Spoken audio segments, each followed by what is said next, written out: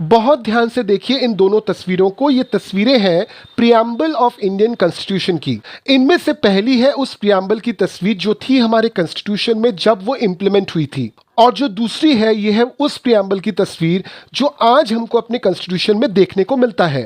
ध्यान से पढ़िए, दोनों प्रियम्बल बिल्कुल सेम है, बस सेकंड प्रियम्बल में दो एक्स्ट्रा वर्ड्स हैं, एक है सोशलिस्ट और दूसरा है सेकुलर। सुप्रीम कोर्ट में एक पीआईएल डाली गई है इस सोशलिस्ट और सेकुलर वर्ड को प्रियम्बल से हटाने के लिए, मगर इस बात का तर्क क्या रखा गया है? और चलिए मान लेते हैं कि ये दोनों शब्द प्रियम्बल से हट गए, तो इसका मतलब क्या ये हो जाता है कि इंडिया एक सेकुलर नेशन नहीं रहेगा या फिर इंडिया एक सोशलिस्ट नेशन नहीं रहेगा? तो चलिए इसके डिटेल्स में जाते हैं और समझते हैं ये पूरी की पूरी पहेली। किसी भी देश को चलाने के लिए कुछ बेसिक प्रिंसिपल्स और लॉज की जरूरत होती है।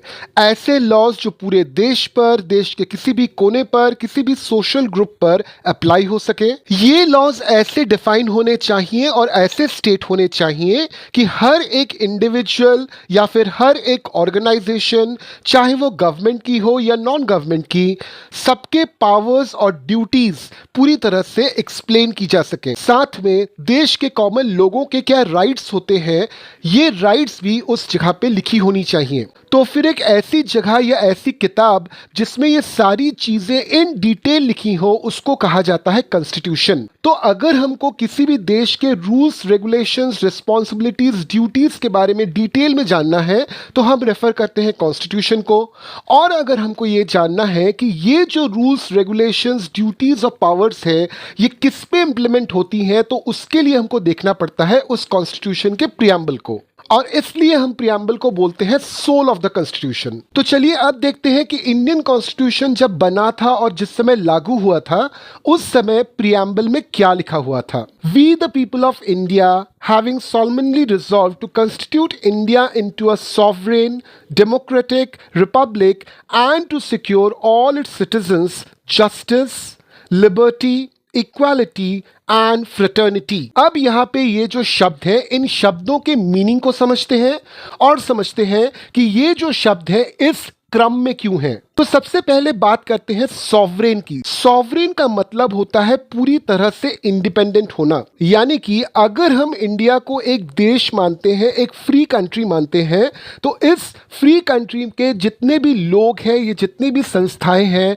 वो किसी भी दूसरे स्टेट या फिर दूसरे कंट्री या फिर दूसरे एक्सटर्नल पावर के कंट्रोल में नहीं है। यानी इंडिया की बाउंड्री जहां तक है वहां तक, और वहां तक रहने वाले जितने भी लोग हैं सब इंडियंस कहलाएंगे और सबके सब फ्री इंडिया के पार्ट बनेंगे। तो इस सॉवरेन वर्ड ने फर्स्ट ऑफ ऑल इंडिया को डिक्लेयर किया एक पूरी तरह से इंडिपेंडेंट कंट्री जो किसी के भी कंट्रोल में नहीं है अपार्ट फ्रॉम इंडियंस। अब जो दूसरा वर्ड है दैट इज डेमोक्रेटिक। डेमोक्रेटिक ये वर्ड आता है from the word democracy. Democracy का मतलब है कि अगर इंडिया एक सॉवरेन कंट्री है तो इस सॉवरेन कंट्री को चलाना कैसे है। तो इंडिया के खुद के रूल्स होंगे, खुद के लॉज होंगे।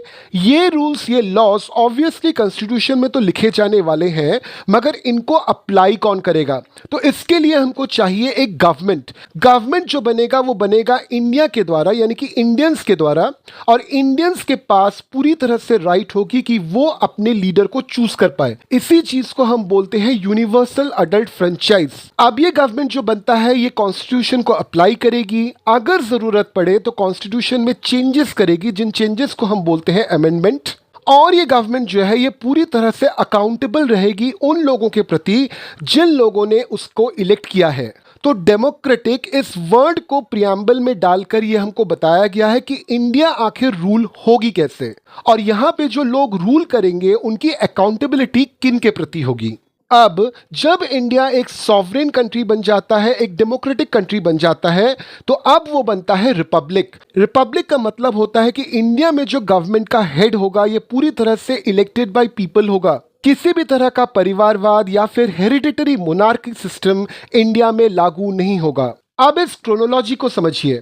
अगर इंडिया में कोई हेड होता है किसी गवर्नमेंट का या फिर कोई गवर्नमेंट बनती है तो उस गवर्नमेंट को पूरी तरह से लोग इलेक्ट करेंगे, यानी कि ये होता है डेमोक्रेसी। यानी कि रिपब्लिक बनने के लिए डेमोक्रेसी का होना बहुत जरूरी है, इसलिए रिपब्लिक के पहले डेमोक्रेटिक वर्ड को ऐड किया गया है प्रियम्बल में। डेमोक्रेसी लाने के लिए इंडिया ने अडॉप्ट किया है यूनिवर्सल एडल्ट फ्रेंचाइज को। ये यूनिवर्सल एडल्ट फ्रेंचाइज हर 18 साल के ऊपर के इंडियन को राइट देता है टू वोट। अब हम इंडियन किसको बोलेंगे? इंडियन उनको बोलेंगे जो इंडिया के पॉलिटिकल बाउंड्री के अंदर रहते हैं, जहां पे इंडिया का रूल्स एंड रेगुलेशन चलता है। तो इसके लिए हमारे देश का सॉवरेन होना बहुत जरूरी है, इसलिए डेमोक्रेटिक के पहले जो वर्ड रखा गया है दैट इज सॉवरेन। अब देखिए बाकी के 4 इंपॉर्टेंट वर्ड्स को।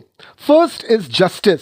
यहां पे हम जस्टिस का मतलब सोशल, इकोनॉमिक एंड पॉलिटिकल तीनों पे अप्लाई कर रहे हैं। इसका मतलब यह है कि आप सोसाइटी के किसी भी पार्ट से रहें, आपकी इकोनॉमिक कंडीशन जो कुछ भी हो और आपकी पॉलिटिकल थॉट या पॉलिटिकल अटैचमेंट कुछ भी रहा हो, आपको सेम जस्टिस मिलेगा, यानी कि सबके लिए सेम रूल्स होंगे इंडिया में। अगला वर्ड है लिबर्टी, जिसको अप्लाई किया है थॉट पर, एक्सप्रेशन पर, बिलीफ, फेथ एंड वर्कशिप पर। ये वर्ड हर एक इंडियन को अधिकार देता है कि उसकी फ्रीडम ऑफ एक्सप्रेशन बरकरार रहे। ये लिबर्टी वर्ड जो है ये हर एक इंडियन को ये अधिकार देता है कि वो अपने धर्म को, पंथ को या अपने मजहब को खुद चूज कर पाए और उसके इस चॉइस पर गवर्नमेंट का कोई भी कंट्रोल नहीं चलेगा या फिर किसी और का भी कोई कंट्रोल नहीं चलेगा। अगला वर्ड है इक्वालिटी, जिसको अप्लाई किया गया है स्टेटस एंड अपॉर्चुनिटी पर। यहां पे बात हो रही है समानाधिकार की, यहां पे बात हो रही है सेम अपॉर्चुनिटी की, यानी कि आप इंडियंस में कोई भी भेदभाव बेस्ड ऑन एनीथिंग नहीं कर पाओगे। And finally we have fraternity, जिसको अप्लाई किया गया है on dignity of an individual and unity of the nation पर। इसका मतलब यह है कि आप किसी भी इंडिविजुअल की डिग्निटी को हार्म नहीं कर सकते या फिर कोई ऐसा काम नहीं कर सकते जो आपके देश के डिग्निटी पर, देश की पहचान पर, देश के वजूद पर या उसके नाम पर कोई भी गलत दाग लगाए। अब ये जो 4 वर्ड्स हैं इनका भी आप क्रोनोलॉजी देखिए। फ्रेटर्निटी सबसे आखिर में है, क्योंकि अगर आप डिग्निटी से जीना चाहते हो और अगर आप चाहते हो कि आपका देश डिग्निटी से रहे तो आपको हर किसी को इक्वालिटी देनी पड़ेगी। इक्वालिटी के लिए हर किसी के thought, expression, belief, faith and method of worship को आपको सम्मान करना पड़ेगा, यानी कि हर किसी को आपको लिबर्टी देनी होगी।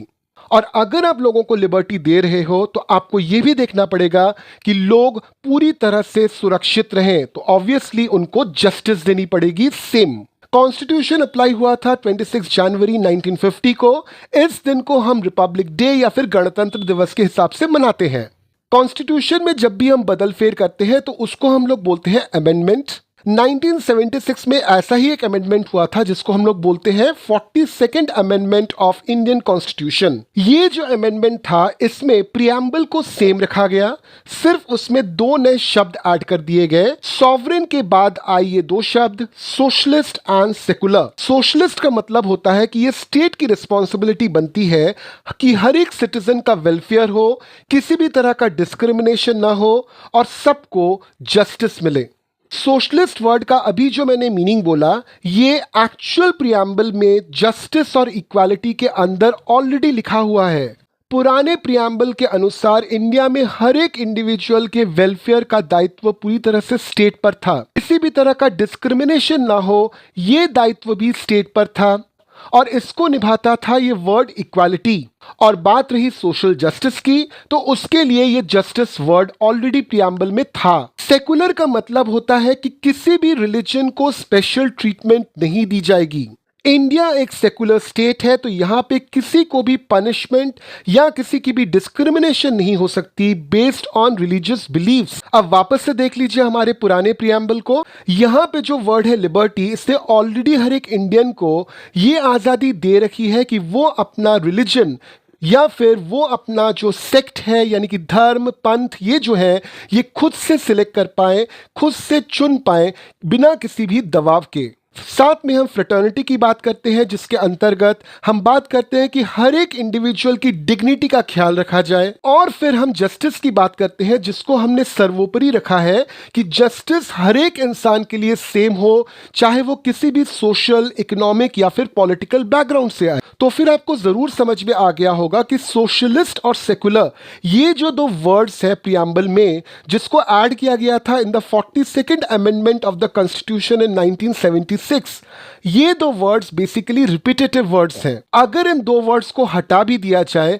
तो उससे हमारे कॉन्स्टिट्यूशन पे, उसके रचना पर, उसके इफेक्ट पर कोई भी चेंज नहीं पड़ेगा। देश के काफी कोनों में जो अननेसेसरी डर बैठा हुआ है कि अगर ये सोशलिस्ट, अगर ये सेकुलर वर्ड कॉन्स्टिट्यूशन के प्रियम्बल से हट गया तो हो सकता है कि डिस्क्रिमिनेशन चालू हो जाए लोगों के अगेंस्ट, ये कंप्लीटली एक मिथ है। एक ऐसा मिथ जिसको जानबूझकर पॉलिटिकल पार्टीज प्रोपगेट कर रहे हैं अपने सुविधा के लिए, अपने वोट बैंक के लिए। अब प्रियम्बल से इन दोनों शब्दों को हटाने के लिए जो पीआईएल पड़ी है, इसका क्या करती है सुप्रीम कोर्ट, ये तो आने वाला वक्त ही बताएगा। तो बताइए कैसी लगी आपको ये जानकारी। वीडियो को लाइक जरूर कीजिए, कमेंट जरूर कीजिए और अपने दोस्तों में इसको शेयर जरूर कीजिए। साथ में हमारे चैनल को सब्सक्राइब कर लीजिए, नीचे दिए हुए बेल आइकन पे प्रेस कर दीजिए ताकि हर एक वीडियो का नोटिफिकेशन आपको मिलता रहे। वापस आपसे मिलेंगे किसी दूसरे टॉपिक के साथ अगले एपिसोड में। जय हिंद।